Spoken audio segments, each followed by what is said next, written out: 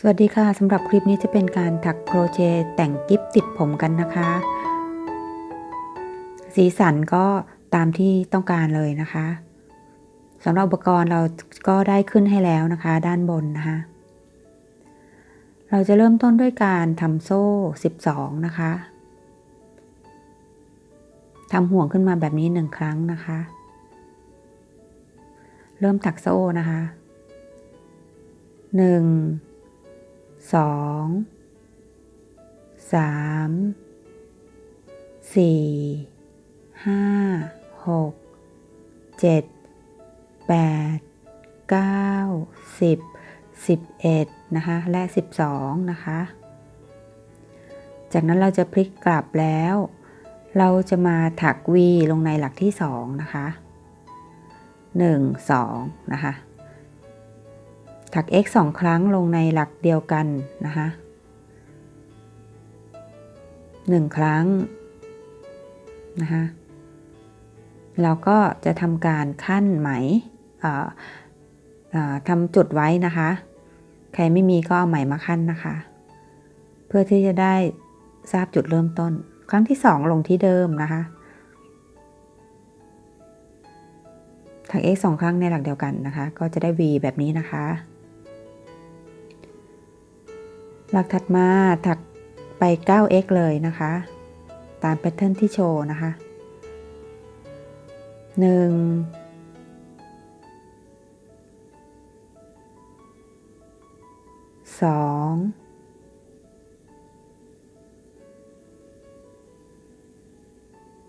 3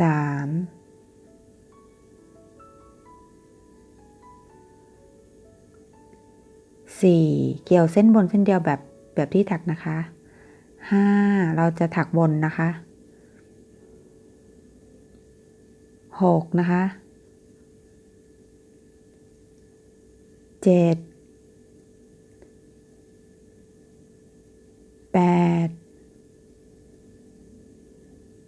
9นะคะก็จะได้แบบนี้นะคะและในหลักสุดท้ายเราจะถัก3ครั้งนะคะหรือ W นะคะ3ครั้งในหลักเดียวกันนะคะ1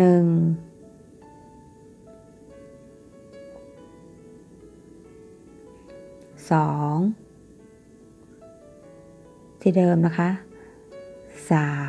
3ก็จะได้แบบนี้นะคะ3ครั้งต่อมาเราจะถักวกกลับมาตรงจุดเริ่มต้นนะคะถักอีกฝั่งหนึ่งไปถึงจุดเริ่มต้นนะคะตรงนี้อาจจะเป็นรูใหญ่หน่อยนะคะแล้วก็ถักไป9หลักเลยนะคะตรงที่เป็น3หลักจะรูใหญ่กว่าเพื่อนนะคะคือตรงนี้นะคะก็ถักช่องถัดมาเลยนะคะ9หลักนะคะ x 9หลัก1แล้วนะคะต่อมา2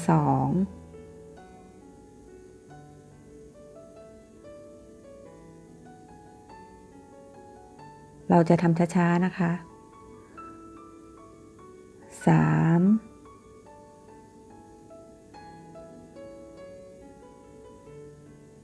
4 5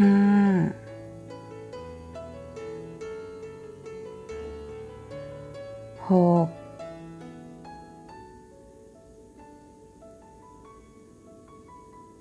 7 8 9นะคะต่อมาจุดสุดท้ายนะคะก็จะได้แบบนี้นะคะต่อมาเราจะถักร่วมกับหลักแรกนะคะหลักแรกก็ถักไปอีก 1x นะคะตอนแรกถัก v ก็รวมกันเป็น3แล้วนะคะตรงมุมนะคะแล้วเราก็จะถัก c จบงานจบแถวนี้นะคะตรงที่เราทำเครื่องหมายไว้นะคะ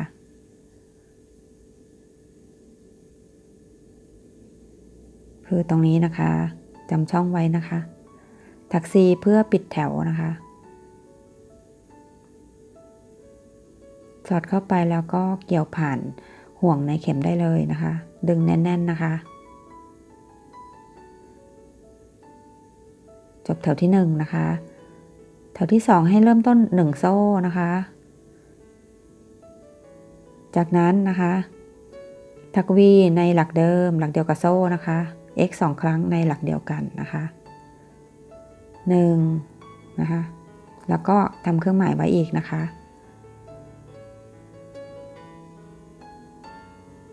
ครั้งที่2ที่เดิมนะคะ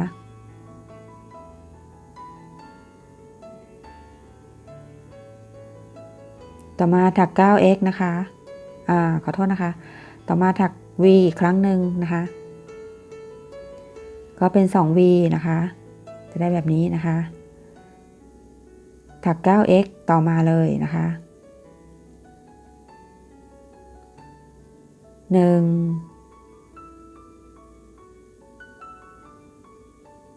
2 3 4 5 6 7 8 และ 9นะคะตรงมุมถัก v 3 ครั้งนะคะ1ครั้งที่2ลงที่เดิม2ต่อไป v ที่2 1ที่เดิมนะคะ2 v ที่3ครั้งที่1ครั้งที่2ลงที่เดิมนะคะต่อมาถัก 9x นะคะ1 2 3 4 5 6 7 8 และ 9ค่ะตรงนี้นะคะพอครบ 9ก็จะได้แบบนี้หลักสุดท้ายเราจะถัก v 1 ครั้งนะคะครั้งที่1ลงที่เดิมครั้งที่2นะคะก็จะได้1 v นะคะต่อมาเราจะปิดแถวนะคะที่หลักแรกที่เราทำเครื่องหมายไว้นะคะตรงนี้นะคะ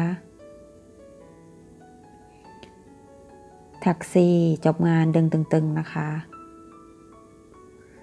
ก็จบแถวที่2นะคะต่อมาแถวที่3โซ่1นะคะถัก x ลงในหลักเดิมนะคะ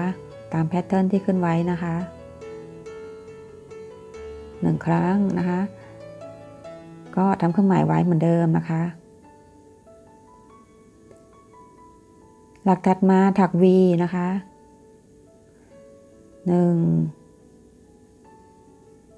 2แล้วก็ทำ xv อีก1 ครั้งนะคะอีก1 ชุดนะคะ x ต่อมา v นะคะ1ที่เดิมนะคะ2นะคะก็จะได้แบบนี้นะคะต่อมาก็ถัก 10x นะคะ1 2 3 4 5 6 7 8 9 และ 10นะคะก็จะได้แบบนี้นะคะตรงมุมนะคะถัก v x นะคะ v นะคะครั้งที่1นะคะต่อมาครั้งที่2ลงที่เดิมได้1 v แล้วก็ถัก x นะคะต่อมา vx อีก1 ชุดนะคะ v ลงที่เดิม x นะคะหลักถัดมา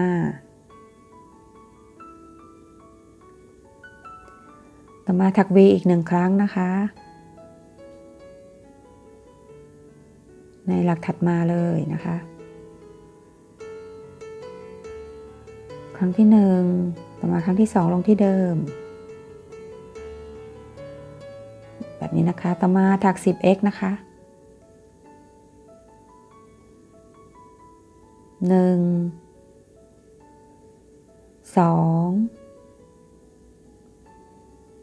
3 4 5 6 7 8 9 และ 10นะคะก็จะได้แบบนี้นะคะหลักสุดท้ายถัก v 1ครั้งนะคะครั้งที่1ครั้งที่2ลงที่เดิมนะคะ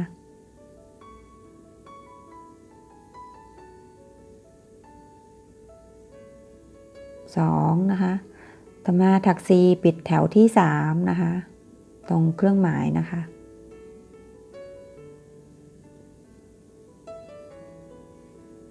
ดึงให้แน่นนะคะเกี่ยวผ่านในเข็มเสร็จแถวที่3นะคะตัดไหมได้เลยเก็บปลายไหมให้เรียบร้อยนะคะ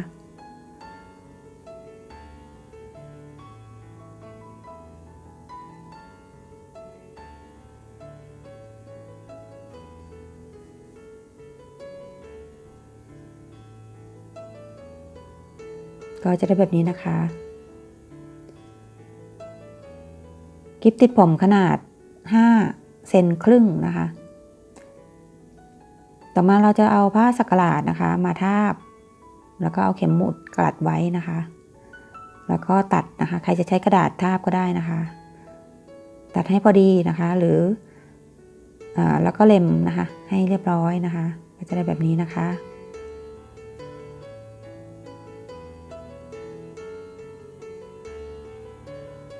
เราจะตัดช่องนะคะตรงที่มือนะคะแล้วก็เอากิ๊บเสียบเข้าไปก็จะได้แบบนี้นะคะถักดอกไม้ติดนะคะคล้องไหมเป็นวงกลมหรือก้นหอยนะคะโซ่3 1 2 3ทำ F 3 ครั้งนะคะในห่วงวงกลมนะคะกดทีละ2รวบหมดนะคะครั้งที่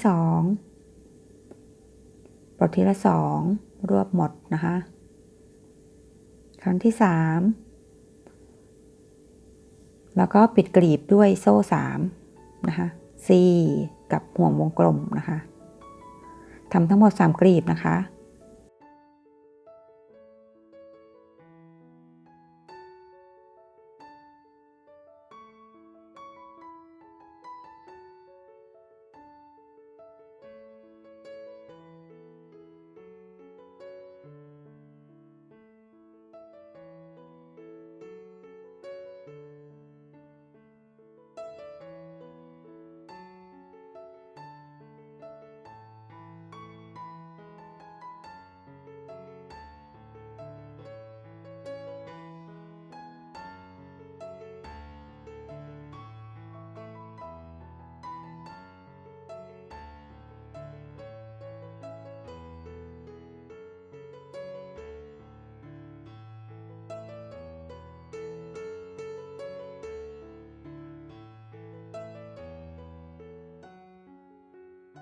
พอกลีบสุดท้ายพอถักซีแล้วก็รูดปลายให้สุดเลยนะคะรูดให้ชิดนะคะก็จะได้แบบนี้แล้วก็ตัดไหมนะคะ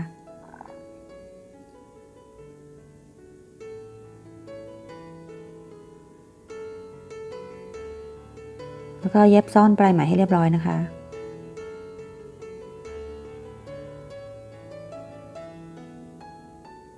ต่อมาเราจะติดกาวนะคะใครมีกาวเทียนก็ใช้ได้นะคะ แล้วก็อาจจะเป็นเกายูฮูก็ได้อันนี้จะเป็นของสกอตนะคะของ 3M นะคะ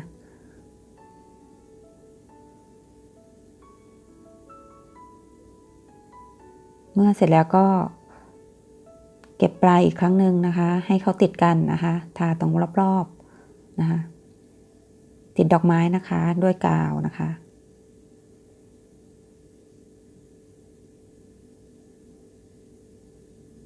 กดให้แน่นนะคะแล้วก็ทิ้งไว้ให้แห้งก็สามารถใช้งานได้นะคะทิ้งไว้ให้กาวแห้งสักแป๊บหนึ่งนะคะก็จะได้แบบนี้นะคะเล็มส่วนเกินนะคะ